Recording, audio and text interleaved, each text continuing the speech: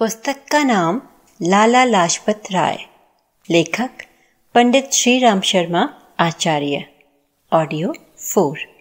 मानवता के ऊपर आई विपत्ति से अभी युद्ध किए लाला जी को कुछ ही समय न गुजरा था कि 1899 में राजस्थान में पुनः अकाल पड़ गया। मित्रों, परिजनों तथा संबंधियों ने बहुत कुछ समझाया और चाहा कि अब लाला जी उस विकट परिस्थिति में न पड़े और दूसरे लोगों को सेवा करने दें, किंतु मानवता के सच्चे पुजारी लाला जी न माने। पहले की तरह ही पुनः सेवा क्षेत्र में कूद पड़े। हितैषी जनों के विरोध का उत्तर देते हुए उन्होंने कहा, जन सेवा के कार्यों में बाटी और पार्टी का दृष्टिकोण रखना किसी जन सेवक के लिए एक बड़े अधर्म से कम नहीं है। मैंने कितना किया और लोग कितना कर रहे हैं, आपत्ति काल में इसकी नाप तोल करना एक अहंकारपूर्ण प्रवंचना है। मेरा विश्वास है कि जो व्यक्ति सेवाओं का परिणाम लिए बिना जितनी अधिक जन सेवा कर लेता है, वह उतना ही बड़ा परमार्थी और उसका जीवन उतना ही अधिक सार्थक होता है। इस बार भी लाला जी ने राजस्थान के अकाल पीड़ितों की सेवा उसी तत्परता और उसी उत्साह से की जिस तत्परता से पहले की थी। उनकी इन सेवाओं की प्रशंसा न केवल देश के बड़े बड़े नेताओं ने की, प्रत्युत पंजाब सरकार ने उन्हें एक सच्चा जन सेवक माना। यहाँ तक कि जब भारत सरकार ने अकाल के कारणों की जांच करने के दुर्भिक्ष कमीशन स्थापित किया तो लाला जी को उसके सम्मुख सबसे बड़ा साक्षी माना। राजपूताने के दुर्भिक्ष से निपटकर लाला लाजपत राय ने लाहौर में एक स्थायी सेवा समिति की स्थापना की। उसमें उन्होंने स्वयं सेवकों को आपत्तिग्रस्त मानवता की सेवा करने की विधियों का प्रशिक्षण देने की व्यवस्था की। एक स्थायी सेवा कोष की स्थापना के साथ साथ अनेक अनाथालय और आश्रम गृहों की भी स्थापना कराई। संकट काल में धर्म रक्षा के लिए ईसाइयों की साल्वेशन आर्मी की तरह एक धर्म रक्षक सेना का गठन किया। दैव योग से दूरदर्शी लाला लाजपत राय की इन संस्थापनाओं तथा संगठन की समर्थता जल्दी ही सिद्ध हो गई। राजपूताना के अकाल के 5-6 साल बाद ही कांगड़ा जिले में भयंकर भूकंप आ गया, जिसमें सैकड़ों मकान गिर गए, सैकड़ों आदमी मर गए और न जाने कितने परिवार बेघर बार हो गए।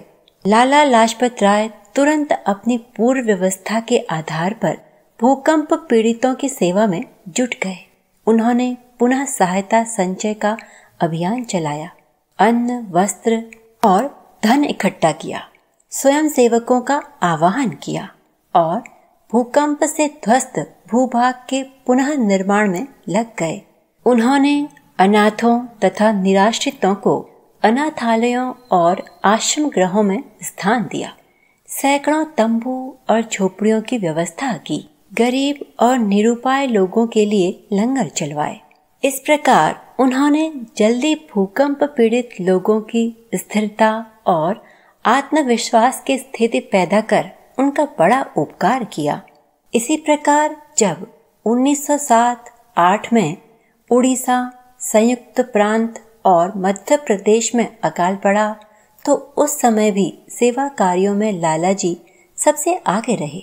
लाला जी की इस महान मानवता ने उन्हें 21-22 साल की आयु में ही देश के बड़े बड़े नेताओं की पंक्ति में खड़ा कर दिया। देश भर में स्थान स्थान पर उनका स्वागत हुआ, मानपत्र और थैलियां भेंट की गईं। उसको उन्होंने जन सेवा के कार्यों में ही लगा दिया। वे पंजाब आर्य समाज के सभापति बनाए गए और भारत सरकार द्वारा देश के प्रमुख जन नेताओं में स्वीकार किए गए। अछूतों तथा हरिजनों के प्रति लाला लाजपत राय की सहानुभूति सदैव से रही थी। हिंदुओं के इस वर्ग की दयनीय दशा को वे समाज पर एक कलंक मानते थे और चाहते थे कि उनकी दशा सुधरे एवं वे समाज के एक अच्छे अंग बने। उन दिनों हिंदू समाज के इस वर्ग को अपने अपने संप्रदाय में मिला लेने के लिए ईसाइयों तथा मुसलमानों दोनों के प्रयत्न चल रहे थे। ईसाई मिशनरी तो उन्हें उनकी गरीबी, अशिक्षा और अवहेलना से लाभ उठाकर उन्हें ईसाई बनाने में जुटे हुए थे और मुसलमान राजनैतिक आधार पर उन्हें हिंदू मुसलमानों के बीच आधा आधा बांट दिए जाने की पेशकश कर रहे थे। अछूतों के इस निष्कासन एवं विभाजन के पीछे हिंदू समाज के अस्तित्व के लिए एक भयंकर खतरा छिपा हुआ था। लाला लाजपत राय ने इस खतरे को स्पष्ट अनुभव कर लिया था। उन्होंने संकल्प कर लिया कि वे हिंदू समाज के अस्तित्व के लिए, अछूतों के उद्धार और उनकी रक्षा के लिए प्राणपण से प्रयत्न करेंगे। वे ईसाइयों और मुसलमानों के षड्यंत्र को सफल न होने देंगे, फिर चाहे इनके लिए उन्हें अपना सर्वस्व ही नहीं प्राण तक क्यों न देने पड़े। निदान वे आर्य समाज के नेता की हैसियत से हरिजनों के कल्याण के लिए मैदान में उतर आए। लाला जी ने अछूतोद्धार का काम सबसे पहले पंजाब में प्रारंभ किया। काफी दिन धैर्यपूर्वक प्रचार करने के बाद उन्होंने एक अछूतोद्धार कमेटी स्थापित की। इसका प्रधान भी लोगों ने उन्हीं को बनाया। इस कमेटी के सदस्य जनता को अछूतों की दशा से परिचित कराते थे और उनकी वर्तमान दशा से होने वाली सामाजिक हानि से परिचित कराते थे। लोगों को अछूतोद्धार कार्यक्रम में शामिल होने और सहायता करने के लिए प्रेरित करते थे। पंजाब की केंद्रीय अछूतोद्धार कमेटी को दृढ़ करने के बाद लाला जी ने इसके विकास और विस्तार के लिए प्रयत्न किया। भारत के विभिन्न क्षेत्र में उसकी शाखाएं प्रशाखाएं स्थापित की और उनका संबंध मूल कमेटी से जोड़कर उसे अखिल भारतीय रूप दे दिया। वे अछूत सुधार का प्रचार करने के लिए कमेटी के सदस्यों को बाहर भेजते थे। उनके लिए सारी व्यवस्था करने के लिए जनता से साधन एकत्र करते थे और आवश्यक निर्देश देते रहते थे। लाला लाजपत राय ने ऊंच नीच और छुआछूत में विश्वास रखने वाले हिंदुओं की आंखें खोलने के लिए भारत के बहुत से भागों का दौरा किया। विशेष तौर से वे इस प्रचार के लिए वाराणसी, इलाहाबाद, बरेली और मुरादाबाद तथा अधिक पिछड़े स्थानों पर गए। वहां उन्होंने लोगों को धर्म का सच्चा स्वरूप बतलाया और अपनी भावनाओं में सुधार करने की प्रेरणा दी। उन्होंने एक सुधरी हुई अछूत बस्ती के लिए दिल्ली में एक योजना चलाई और उसके लिए शहर के शाहदरा विभाग में जमीन का टुकड़ा भी खरीदा। लगभग सारे देश में प्रचार करने के बाद लाला जी ने गुरुकुल कांगड़ी में एक अखिल भारतीय अछूत सम्मेलन किया और उसके अध्यक्ष पद से बड़ा ही मार्मिक और सारगर्भित भाषण दिया। इसी सम्मेलन में उन्होंने लोगों से अछूतों के सुधार के लिए तन मन धन से सहायता करने की अपील की और एक हरिजनों की स्वयं सेवक सेना का संगठन किया। लाला लाजपत राय ने अछूतों में शिक्षा प्रचार के लिए अपने पास से 40,000 रुपये का नगद दान दिया और उसके लिए एक व्यवहारिक योजना भी। लाला जी की उदारता का लोगों पर बड़ा अनुकूल प्रभाव पड़ा। जनता का ध्यान अछूतों के सुधार की आवश्यकता की ओर गया और उसने जी भरकर इस शुभ कार्य में सहायता की। लाला जी ने अपने तत्वाधान में अछूत बच्चों की कई प्रारंभिक पाठशालाएं स्थापित कराईं। उनको चलाने में सहायता और विकास की योजना दी।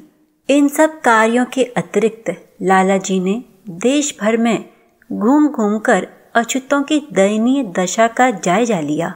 उनकी उस दशा के कारण और उसके निवारण के उपाय खोजे और जनता को उससे अवगत कराने के लिए स्थान स्थान पर भाषण दिए और समाचार पत्रों में लेख लिखे। अछूतों के लिए सरकार की सहानुभूति पाने के लिए वे संयुक्त प्रांत के तत्कालीन लॉर्ड सर जेम्स मैस्टन से मिले और हरिजनों की समस्या पर विचार करने के लिए प्रेरित किया।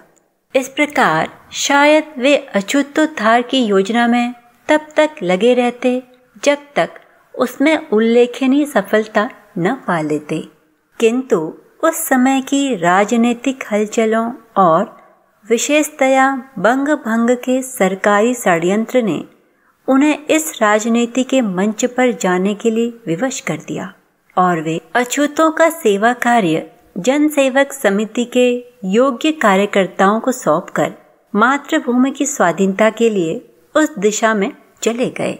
जिस समय लाला लाजपत राय कांग्रेस के इलाहाबाद अधिवेशन में शामिल होने गए, उस समय उनकी आयु केवल 23 वर्ष की थी, किंतु इस छोटी सी आयु तक ही वे जनता की इतनी सेवा कर चुके थे कि जब वे इलाहाबाद के स्टेशन पर पहुंचे तो पंडित मदन मोहन मालवीय और अयोध्यानाथ जैसे महान नेताओं ने विशाल जनसमूह के साथ उनका स्वागत किया।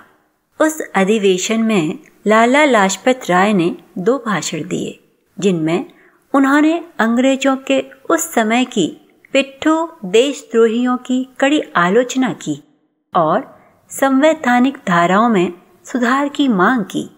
उनके ऐतिहासिक भाषणों ने देश में एक नई ज्योति, एक नई हलचल और नई राजनीतिक चेतना पैदा कर दी। लाला लाजपत के इस उल्लेखनीय प्रवेश द्वारा कांग्रेस में एक नई जान आ गई। लोगों ने उनका महत्व जाना और नेतृत्व स्वीकार किया।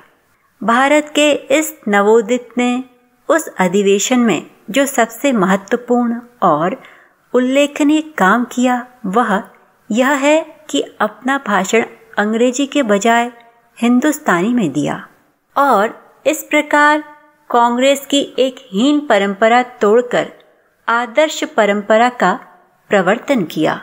उसके बाद से कांग्रेस का काम भारतीय भाषाओं में ही होने लगा। भारतीय शासन में सुधार के प्रस्ताव लेकर जब वे इंग्लैंड गए तब उन्होंने राष्ट्र के पक्ष में अंतर्राष्ट्रीय जनमत का समर्थन पाने के लिए उन्होंने लगभग सारे यूरोप का दौरा किया। इसी क्रम में उन्होंने इंडिया हाउस की स्थापना में सहयोग किया और मैनचेस्टर, एडिनबरा और लिवरपूल जैसे महत्वपूर्ण स्थानों और यूरोप के देहातों तक का भ्रमण किया। यूरोप का जनमत पाने के लिए उन दिनों उन्होंने अथक परिश्रम किया। विभिन्न पत्र पत्रिकाओं में सैकड़ों लेख लिखे और एक एक दिन में कई कई भाषण दिए।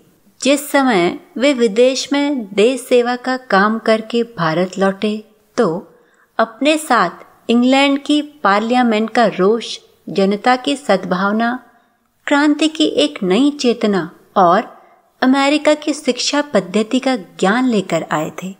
भारत आकर उन्होंने अपने अनुभव एवं अध्ययन के आधार पर स्पष्ट घोषणा कर दी कि भिक्षावृत्ति के आधार पर भारत की स्वाधीनता नहीं मिल सकती। उसके लिए साहस पूर्वक अपने बल पर अपने ही पैरों खड़ा होना होगा और देश में परिवर्तनकारी क्रांति का जागरण करना होगा। आगे चलकर लाला लाजपत राय की यह दूरदर्शिता चरितार्थ होकर संसार के सम्मुख आई। बंगाल उन दिनों सारे भारत की राजनीतिक चेतना का केंद्र हो रहा था। बंगाली नौजवान देश की स्वाधीनता के लिए सबसे अधिक उत्साह दिखला रहे थे। बंगाल का क्रांति जागरण गोरी सरकार के लिए एक समस्या था।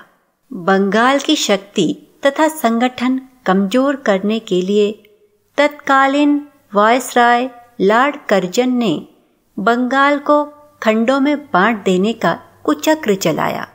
लॉर्ड कर्जन के इस अक्रूरदर्शी कुचक्र ने न केवल बंगाल में ही बल्कि सारे भारत में विद्रोह की भयानक आग फैला दी। लाला लाजपत राय ने बंग भंग के विरोधी आंदोलन में पंजाब को शामिल कर बंगालियों की मांग का बल बढ़ा दिया। उन्होंने सत्याग्रह का आधार बंगाल की अखंडता, स्वराज, स्वदेशी और बहिष्कार बनाया। उन्होंने न केवल पंजाब ही बल्कि भारत के बहुत से भागों में घूम घूम कर आंदोलन का प्रचार किया। लोगों में स्वदेशी वस्त्रों के प्रयोग और विदेशी वस्त्रों के बहिष्कार की भावना बढ़ाई। बंगाल की अखंडता और स्वराज की मांग के आंदोलन को सफल बनाने के लिए उन्होंने अथक परिश्रम किया और अपार कष्ट उठाए।